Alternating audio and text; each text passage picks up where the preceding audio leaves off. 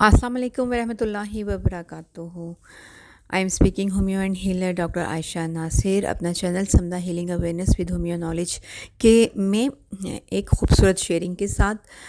अच्छा, टॉपिक पे जाने से पहले आपके साथ बहुत ही फ्रूटफुल अनाउंसमेंट शेयर करती हूँ कि हमारे टीचर डॉक्टर अब्दुल समद साहब ने ऑल लेवल्स पर 80% डिस्काउंट की ऑफ़र दी हुई है। और आप सब में 80% ऑल लेवल्स पे 80% डिस्काउंट है। तो आप सब जल्द कांटेक्ट करें ज़ील साइंसेस और इस ऑफ़र से भरपूर फ़ायदा उठाइए। इंशाल्लाह जब आप डॉक्टर अब्दुल समद साहब का सर्च में डॉक्टर अब्दुल समद साहब का नाम लिखेंगे तो उनके कांटेक्ट भी आ जाएंगे और ज़ील साइंसेस का कांटेक्ट भी स्क्रीन पे शो कर दिया जाएगा। आज का टॉपिक है, ये तो हो गई अनाउंसमेंट। आज का टॉपिक है menopause. What is the menopause? पहले तो मेनोपाज जो है फीमेल्स की एज जब 45 से 50 के दरमियान पहुंचती है तो फीमेल्स में मेंस्ट्रुअल साइकिल जो है वो आना बंद हो जाता है। आहिस्ता आहिस्ता कम होता है और फिर बंद हो जाता है। इस कैफियत को इसको मेनोपाज कहते हैं या सनयास कहते हैं, यानी कि हार्मोनल सिस्टम फ्रीज़ होना शुरू हो जाता है, फ्रीजिंग की तरफ जाना शुरू हो जाता है, या हार्मोनल सिस्टम में जो है वो डिजेनरेटिव चेंजेस आना शुरू हो जाती हैं। इसमें जो है 3 टाइप ऑफ चेंजेस आती हैं। फ़र्स्ट ऑफ़ ऑल फीमेल में फिज़ियोलॉजिकल चेंजेस और सेकंड साइकोलॉजिकल चेंजेस, और साइकोलॉजिकल चेंजेस के साथ इसमें टेम्परामेंटल चेंजेस भी इस फेज़ में फ़ीमेल में देखने को मिलती हैं। इसके साथ मैं आपके साथ ये शेयर करती चलूँ कि जो फीमेल्स शहरों में रहती हैं उनमें ये फ्रीजिंग हार्मोन का यानी कि सन्यास का जो फिज़ियोलॉजिकल चेंजेस हैं वो जल्द स्टार्ट हो जाता है। तकरीबन 40 और 45 के दरमियान भी स्टार्ट हो सकता है। और जो लेडीज़ गांव में रहती हैं उनमें ये साइकिल फ्रीजिंग हार्मोन का जो साइकिल है वो थोड़ा देर से स्टार्ट होता है, 45-50 या थोड़ा सा इससे अबव। उसकी रीज़न मैं आपको ये बताऊं कि जो हमारी लेडीज़ गांव में रहती हैं वो नेचर के करीब रहती हैं, क्योंकि हमारी बॉडी एक नेचुरल क्रिएशन है और जितना भी हम इसको नेचर के करीब रखेंगे हर लिहाज से, तो ये लाइफ टाइम जो है, ये प्रोलॉन्ग टाइम जो है वो सरवाइव करेगी। और क्योंकि गांव की लेडीज़ ज़्यादा नेचर के करीब रहती हैं और कानूनी कुदरत पर के करीब होती हैं, तो इसलिए उनकी डाइट भी नेचुरल होती है, एक्टिविटीज़ भी वो ज़्यादा करती हैं, घर के काम खुद करती हैं।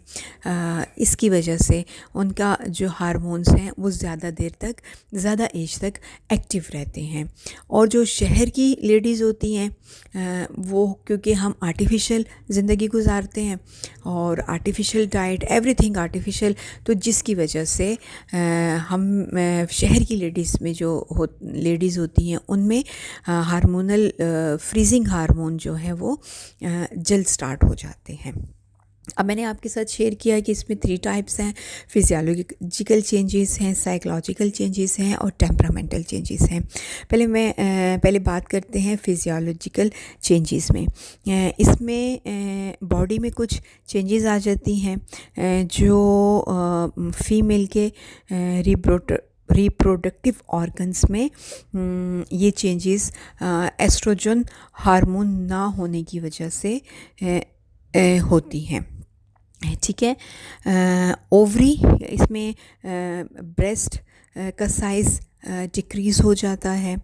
यूट्रस का साइज़ डिक्रीज़ हो जाता है और यूट्रस की वॉल्स थिन हो जाती हैं, यानी पतली हो जाती हैं। ओवरी का साइज़ डिक्रीज़ हो जाता है। आहिस्ता आहिस्ता से इस सारे प्रोसेस में 4 से 5 ईयर्स का टाइम का ड्यूरेशन पीरियड लग जाता है।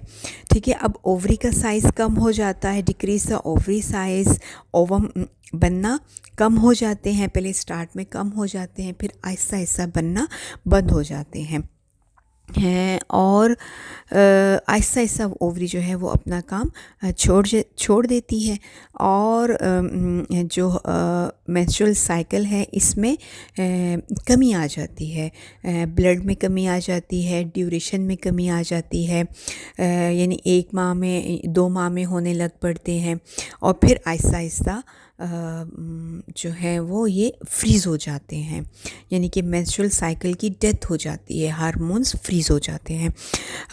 इसके अलावा जो इसमें है यूट्रस रिप्रोडक्टिव ऑर्गन्स में जो लेगामेंट्स होते हैं वो भी वीक हो जाते हैं और बॉडी के मसल्स के साइज़ भी कम हो जाता है क्योंकि एस्ट्रोजन हार्मोन जो है उसका लेवल कम हो जाता है।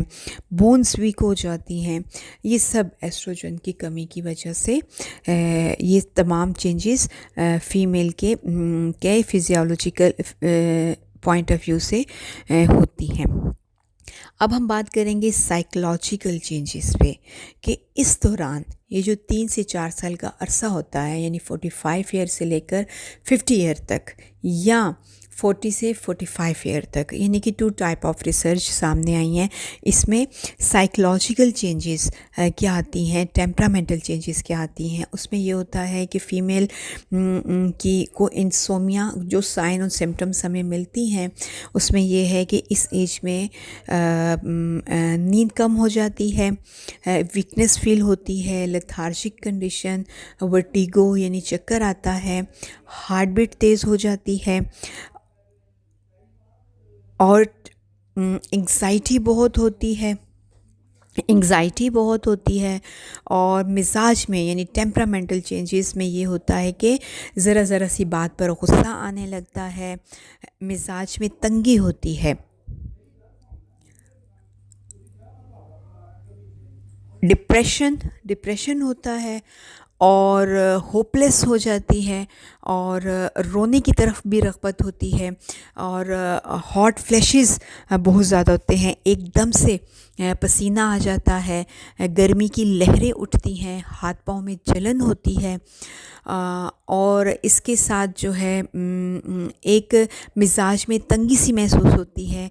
दिल करता है अपने बाज़ औरतों में ऐसी आपको दिल करता है कि खुली हवा में जाएं और खुली हवा में ओपन एयर उनको अच्छी लगती है और इसके साथ समटाइम अपने फैमिली से भी नफ़रत होती है, दिल करता है कि घर छोड़कर भाग जाएं, अपनी रिस्पॉन्सिबिलिटी से उकताहट सी महसूस होती है, अपनी फैमिली घर से उकताहट महसूस होती है जिसमें और ऐसी सिचुएशन बहुत कम फैमिली मेम्बर समझ पाते हैं और क्योंकि हमें सन्यास या मेनोपाज में जो चेंजेस आती हैं उसकी अवेयरनेस हमारी सोसाइटी में बहुत कम है।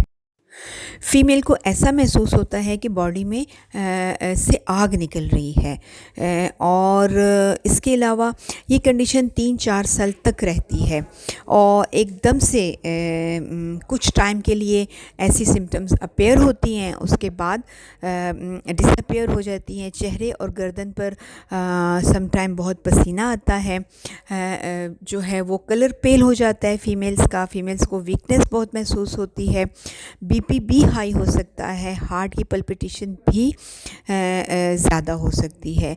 यानी कि डिफरेंट फीमेल्स में हमें डिफरेंट सिम्टम्स, जितनी भी सिम्टम्स मैंने आपके साथ शेयर किए हैं ये हमें डिफरेंट फीमेल्स में डिफरेंट सिम्टम्स मिल सकती हैं, लेकिन ज़्यादातर हमें जो है वो जो टेम्परामेंटल चेंजेस हैं, बात पे गुस्सा, रोना आना, ये हमें ज़्यादातर क्लिनिकल प्रैक्टिस में मिलता है। अब इसके हम ट्रीटमेंट की तरफ जाते हैं। इसकी ट्रीटमेंट साइकोलॉजिकल ट्रीटमेंट भी होता है कि पेशेंट की काउंसलिंग की जाती है। डाइट का ख्याल रखें। ट्रीटमेंट में ये है कि हम पेशेंट अपनी डाइट का ख्याल रखे। इस एज में आके डाइट का ख्याल रखना सबसे ज़्यादा इम्पॉर्टेंट बात है, क्योंकि बॉडी में डीजेनरेटिव चेंजेस भी स्टार्ट हो जाती हैं हार्मोनल फ्रीजिंग के साथ साथ, यानी बोन्स का वीक होना, मसल्स का वीक होना, मेमोरी का वीक होना। तो जैसे ग्रोइंग टाइम में बच्चों की डाइट का बहुत ज़्यादा ख्याल रखा जाता है, इसी तरह डीजेनरेटिव चेंजेस में, मेनोपाज में भी फ़ीमेल को अपनी डाइट का बहुत ज़्यादा ख्याल रखना चाहिए। इसमें कैल्शियम से भरपूर डाइट लें, आयरन से भरपूर डाइट लें, अपनी नींद का ख्याल रखें, आराम का ख्याल रखा जाए, और इसके साथ साथ अपने आप को बिज़ी डिफरेंट किस्म की एक्टिविटीज़ में अपने आप को बिज़ी रखा जाए। और इसके साथ साथ एनवायरनमेंट को फैमिली के एनवायरनमेंट को कूल रखने की ज़रूरत है।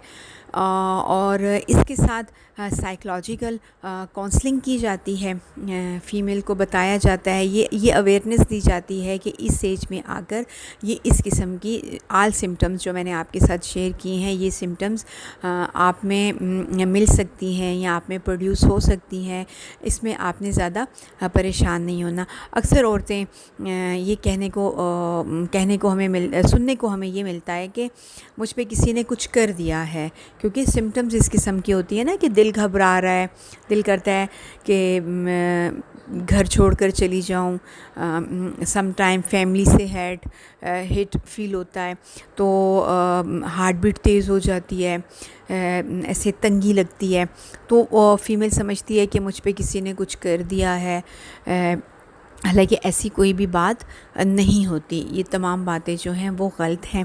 फिर ये हम काउंसलिंग करते हैं, उनको अवेयरनेस देते हैं, डाइट का ध्यान रखते हैं। फिर इसके साथ जो है वो आप समदा हीलिंग एनर्जी से हम फ़ीमेल्स का ट्रीटमेंट करते हैं।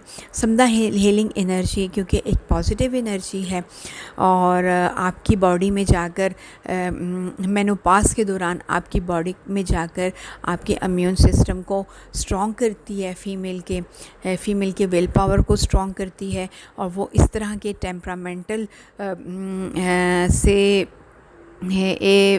इस तरह के जो टेम्परामेंटल चेंजेस आती हैं, साइकोलॉजिकल चेंजेस आती हैं, इस काबिल हो जाती हैं कि वो इनको एब्ज़ॉर्ब कर सकती हैं, है ना, बेयर कर सकती हैं, इनको एब्ज़ॉर्ब कर सकती हैं।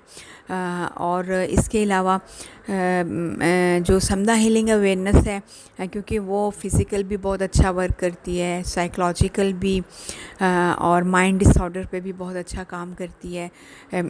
एक पॉजिटिव एनर्जी है, और हमारी बॉडी जो है वो एनर्जी को एब्ज़ॉर्ब करने की सलाहियत रखती है।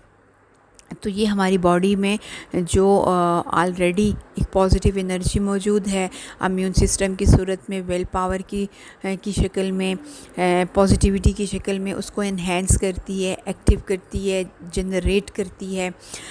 तो उससे ये तमाम सिम्टम्स जो हैं वो कूल हो जाती हैं, कम हो जाती हैं, और फ़ीमेल एक नॉर्मल लाइफ गुजारती है।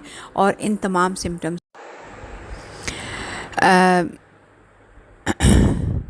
हाँ जी, कूल हो जाती हैं। और इंशाल्लाह नेक्स्ट मिलेंगे नेक्स्ट टॉपिक में किसी और फ्रूटफुल नॉलेज के साथ। मेरे इस फ्रूटफुल नॉलेज को ज़्यादा से ज़्यादा शेयर कीजिए। अल्लाह हाफ़िज़।